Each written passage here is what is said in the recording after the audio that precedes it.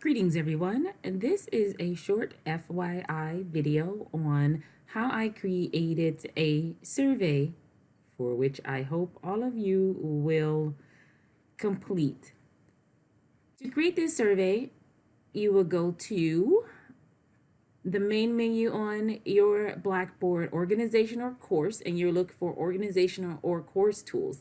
Since this is an organization, I'm under organization tools. And you're going to scroll down to where it says tests, surveys, and pools, and you will select that option. And then you'll go into surveys. Surveys help you create anonymous prompts that people can respond to, and I like it because it's inside Blackboard instead of using a third party like Google, and sometimes you can't get all the features. So that's why I like using the content that we already have with Blackboard, because IT will help us figure out what goes on anyway. So you can build a survey or you can import a survey. I have no idea how to import a survey, so I'm going to go to build a survey. It's pretty self-explanatory. You give it a name, test survey. Right? That's not how you spell survey. Survey. So test survey, you add a description and instructions, and then you'll click submit. And then it'll take you to an area where you can start to create your questions for your survey. Drop down box, all different kinds of questions. And I'm only going to talk about the parts of this that I use and understand. So I usually create my own questions. I don't use the find or upload. I haven't gotten that advanced yet. So you create your questions and you click OK, and now you have a test survey. I am going to open the survey that I have created already. So here's a beauty, I think. If you have already created a survey, you can copy it, and then if you want to repeat some of those questions, great, and you can just edit it. So I'm going to open this survey that I did create it. That I've already created. And I'm going to click on the edit button. And then this is a one survey prompt application. So I only have one survey question in there. But just to show you, if I wanted to revise anything, if I wanted to revise the title or the description, I would go right next to the title and click edit, and then it'll take me back into that area that I just described with the description and the instructions for the survey.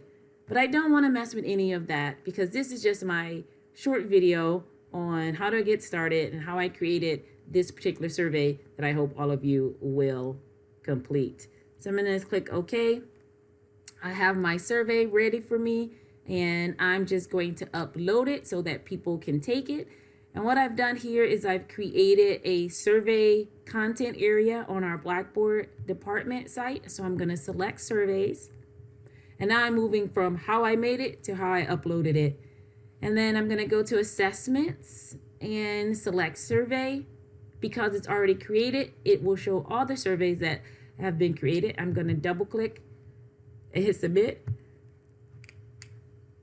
And here's my survey that I almost have set up for everyone to take it.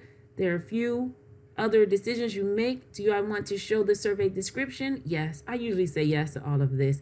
Do I want to show instructions? Yes. Do I want it to open in a new window? Yes. Do I want to make an announcement? Yes, may as well. Do I want to add an announcement? I say yes to pretty much everything. Most important, multiple attempts, allow unlimited attempts, and in case someone messes up. And then I am going to also set this for the deadline. I don't want this to stay up forever, so hopefully everyone will get to it by the end of the day on December.